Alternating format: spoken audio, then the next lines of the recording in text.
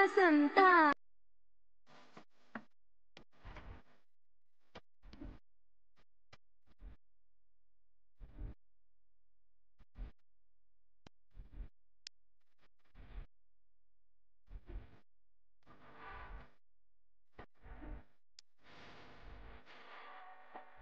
ఎవరితో పయనము ఎవరికై గమనము గని పరులో ప్రశ్నవో బదులు ఎన్ని కలలు గని ఏమిటి లాభం కలలు సండ్లనే వెలివేస్తే ఎన్ని కథలు విని ఏమిటి సౌఖ్యం అంత కథను మది వదిలేస్తే ఇన్ని సంతోషాలు తప్పే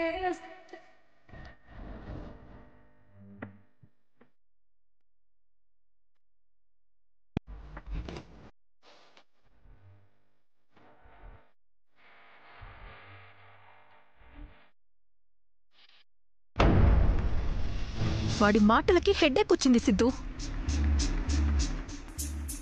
టీ తాగుతావా?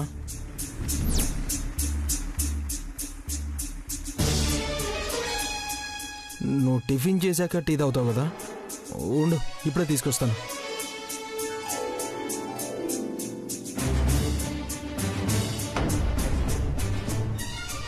Sir tiffin ya department? ఆడిషన్కి వచ్చాం సార్. పోయా పో.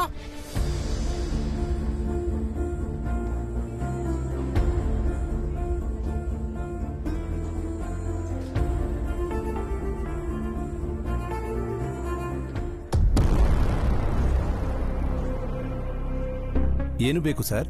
Tiffin please lady. ಸರಿ, 1 ನಿಮಿಷ.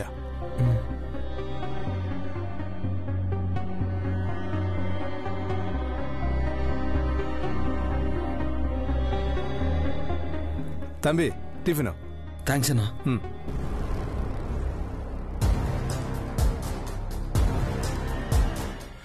శ్యామ్ ఇదిగో టిఫిన్ తిను. నువ్వు తెచ్చుకోలేదే? నేను తినేసాను. అక్కడ తెలిసిన ఫ్రెండ్ ఉంటే వాడితో కలిసి తినేసాను. 50 రూపీస్కి 2 ప్లేట్లు ఇవ్వరు సిద్ధు. తిను. పర్లేదు శ్యామ్, తినరా.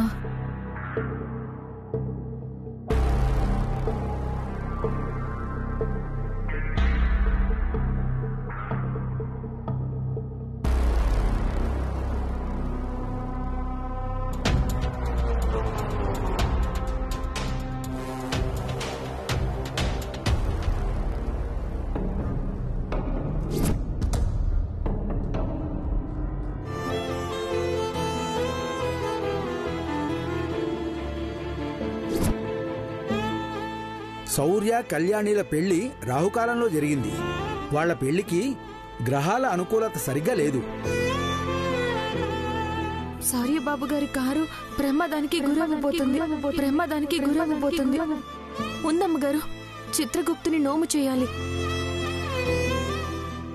భార్యాభర్తలిద్దరూ పూజలో కలిసి కూర్చోవాలి.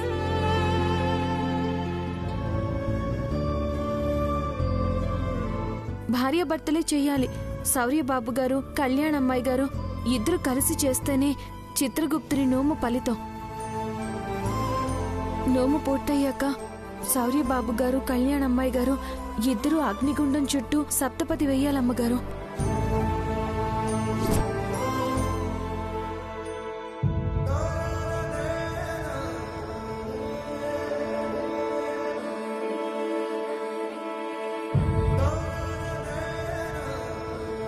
అమ్మా, పంతులు గారు రాహుకాలంలో పెళ్లి జరిగింది, అందువల్ల శౌర్య కళ్యాణిల మధ్య సఖ్యత లేదు అన్నారు.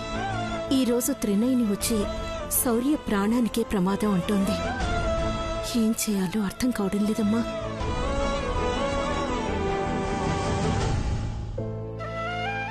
త్రినయని నోటి వెంట మాట వచ్చాక అది తప్పక జరిగి తీరుతుంది.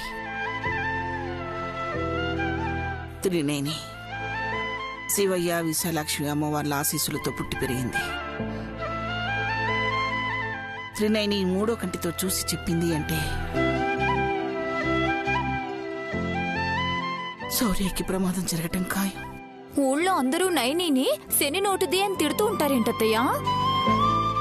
మనం చూసే దృక్పథంలో తేడా అది.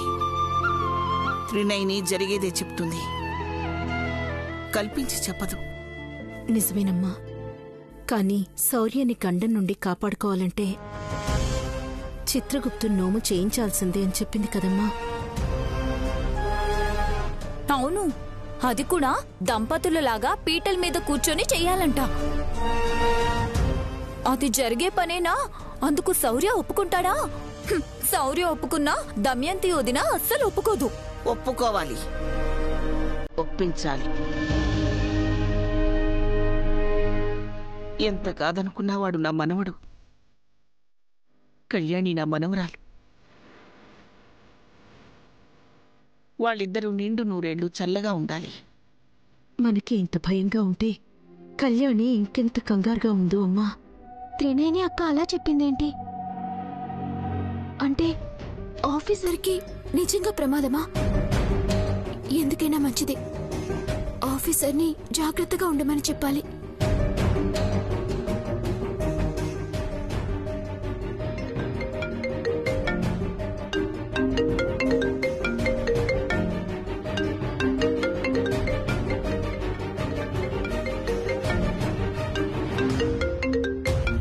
కళ్యాణి చేస్తుందేంటి? హలో హలో ఆఫీసర్, ఎక్కడున్నావు? నీకెందుకు? నాకు చెప్పాల్సిన అవసరం లేదు, కానీ కొంచెం జాగ్రత్త. ఏంటి కొత్తగా? రౌడీల్ని ఏమైనా పురమాయించి ఏం తెలియనట్టు జాగ్రత్త అంటున్నావా? లేదు ఆఫీసర్, ఇంటికొచ్చాక చెప్తాను. నువ్వు మాత్రం జాగ్రత్త. లుక్, నువ్వు ఎంత ప్రేమగా నటించినా, భార్యలా ఫీల్ అవుతానని జాగ్రత్తలు చెప్పినా నాకు నీ మీద కోపం తగ్గదు. బాయ్.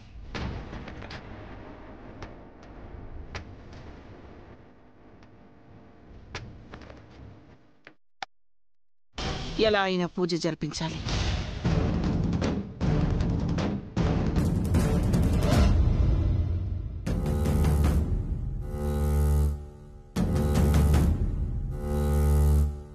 దమయంతి,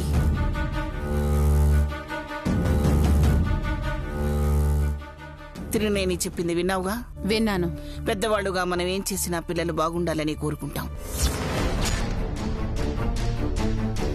ఈ ఇంట్లో 18 ఏళ్ల క్రితం జరిగిన తప్పే మళ్లీ జరిగింది. మనుషులం దూరం అయిపోయాం. నువ్వేం చెప్పాలనుకుంటున్నావో సూటిగా చెప్పమ్మా. శౌర్య కళ్యాణీలు కలిసి దంపతులుగా కూర్చొని చిత్రగుప్తుని నోము చేయాలి. మనమందరం దగ్గరుండి చేయించాలి. ఈ పూజ దంపతులు ఇద్దరితో కలిసి చేయించాలన్న విషయం నీకు తెలుసు. నా కొడుకు కళ్యాణిని తన భార్య అనుకోవడం లేదు, నేను నా కోడలు అనుకోవడం లేదు. ఇది కోపాలకి పంతాలకి పోయే సమయం కాదు దమయంతి. నువ్వు నాకు గుర్తు చేయాల్సిన అవసరం లేదనుపమా. మీరు పూజ చేస్తే పోయే గండం గురించి ఆలోచిస్తున్నారు, కానీ నేను నైని చెప్పినట్టు పూజ జరిగేటప్పుడు వచ్చే గండాల గురించి ఆలోచిస్తున్నాను. అందుకే నా కొడుక్కి గండం పోయే మార్గం వేరే ఉందేమో నేను చూసుకుంటున్నాను.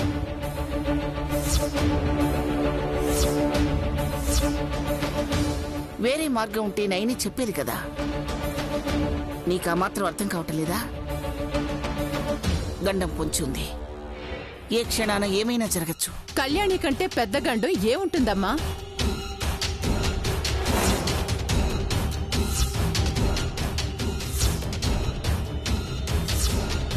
అయినా ఇది నా ఇంటి విషయం, నేను చూసుకోగలను. ఎట్టి పరిస్థితుల్లో కళ్యాణిని భార్య స్థానంలో శౌర్య పక్కన కూర్చోడానికి ఒప్పుకోను.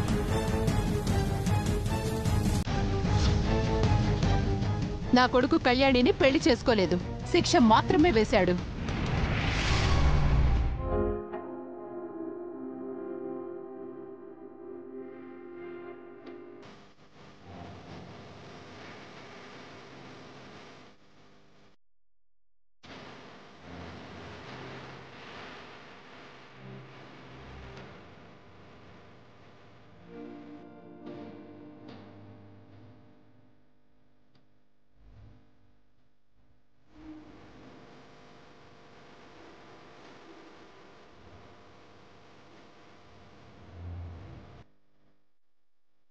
ఎందుకు నానమ్మా అత్తయ్యని బతిమలాడి నిన్ను నువ్వు తక్కువ చేసుకుంటావు? అత్తయ్య గురించి తెలిసిందే కదా. మనం మంచి చెప్పినా వినే పరిస్థితిలో అత్తయ్య ఆఫీసర్ లేరు నానమ్మా.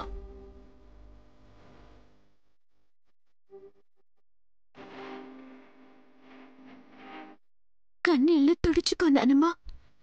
నువ్వు కోరుకున్నట్టే నీ మనవరాలు నీ కళ్ళ ముందే ఉంది కదా. ఆఫీసర్కి కూడా ఏం కాదులేనానమ్మా.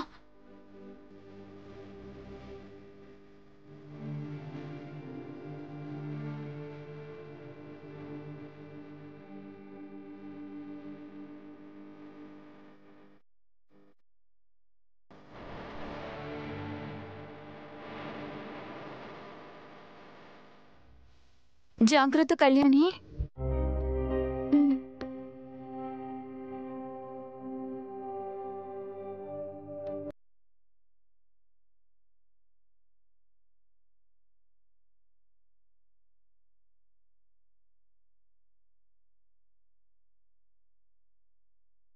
అమ్మా, ఆఫీసర్ ఇప్పుడు నాతో కలిసి పూజలు చేయటానికి ఎలాగో ఒప్పుకోడమ్మా. ఆఫీసర్ మారాలంటే తనకి నిజం తెలియాలి. మనం తెలిసేలా చేయాలి. నువ్వు సంపద ఫోటోలు తెచ్చివ్వమ్మా. సంపదని నేను పట్టుకుంటాను. అప్పుడు ఆఫీసర్ మారిపోతాడు. త్రినయని అక్క చెప్పినట్టు అప్పుడు పూజ జరిపించొచ్చు. ఇప్పుడే వెళ్ళి వెతుకుతాను కళ్యాణి. కానీ జాగ్రత్త, శౌర్యకి కోపం వచ్చే పనులు చేయకు.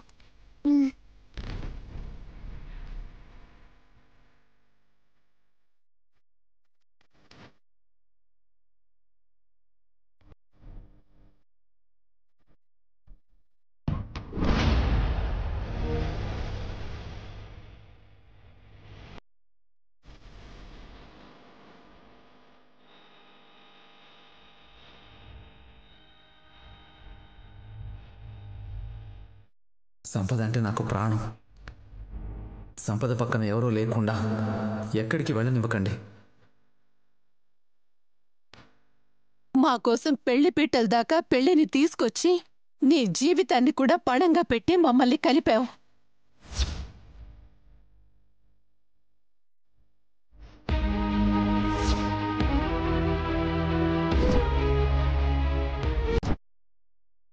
సార్, మేము వస్తున్నట్టు వాళ్ళకి ముందే ఇన్ఫర్మేషన్ ఉన్నట్టుంది. జస్ట్ మిస్ అయ్యారు.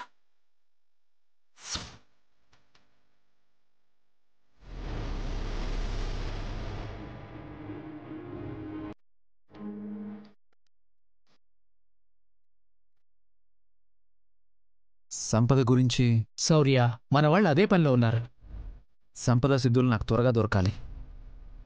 అందరికీ నా వైఫ్ వెళ్ళిపోయిందని తెలిసేలోపు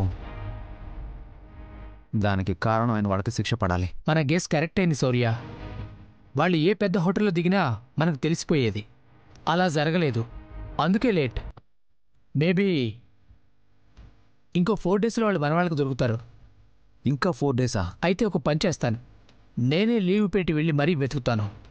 నేను డైరెక్ట్గా ఇన్వాల్వ్ అయితే జరిగిందంతా అందరికీ తెలిసిపోతుంది. డోంట్ వరీ శౌర్య, నిన్నిలా చూస్తుంటే నాకే ఏదోలా ఉంది. అంతా సెట్ అయిపోతుందిలే. నేను ఈ సిచ్యువేషన్కి రావడానికి కారణం కళ్యాణి. మా అమ్మ ఎప్పుడు కళ్యాణి వాళ్ళ అమ్మా నాన్నలు తప్పు చేశారు అంటుండేది. మేబీ అది మనసులో పెట్టుకుందేమో. నా లైఫ్లోనూ అలాగే జరిగేలా చేసింది. అందుకే తాళి కట్టి పనిష్ చేశాను. రోజు రోజుకి కళ్యాణి మీద కోపం పెరిగిపోతుంది. తన్ని ఏం చేస్తానో నాకే అర్థం కావడం లేదు.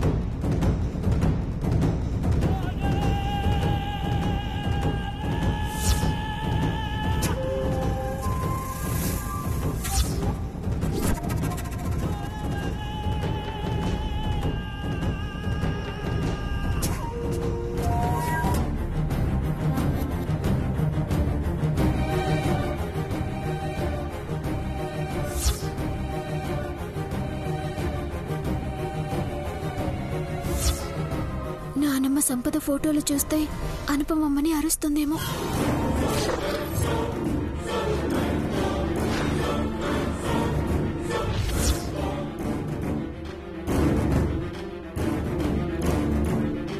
ఏమిటనుపమ్మా నీ చేతిలో? అది అమ్మా, అది ఫోటోలు. ఎవరివి? సంపదవమ్మా.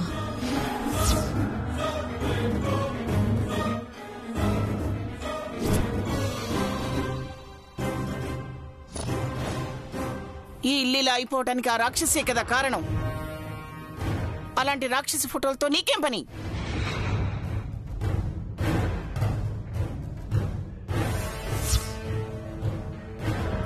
దమయంతి అత్తయ్య కూడా వచ్చింది. అనుపమమ్మ నిజం చెప్తే మళ్ళీ అత్తయ్య రాద్ధాంతం చేస్తుందేమో. సంపద పేరు గాని సిద్ధు పేరు గాని ఇంట్లో వినిపించకూడదు, కనిపించకూడదు. కాచేయి, ఆ ఫోటోలు కాచేయి.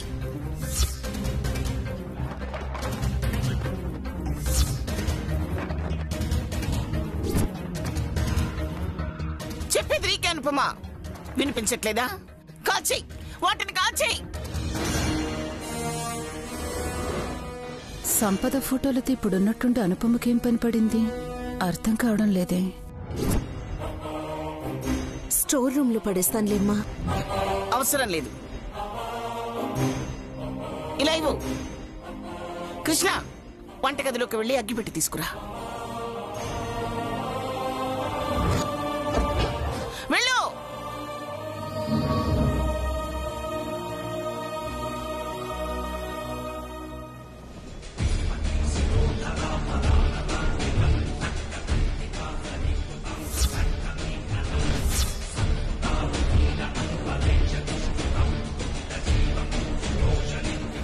ఈ ఇంటి పరువు తీసి వెళ్లిపోయిన రోజే వీడు చచ్చిపోయారు. తగలబెట్టడానికి వీళ్ళ శరీరాలు లేకపోయినా వీళ్ళ రూపాలున్నాయి.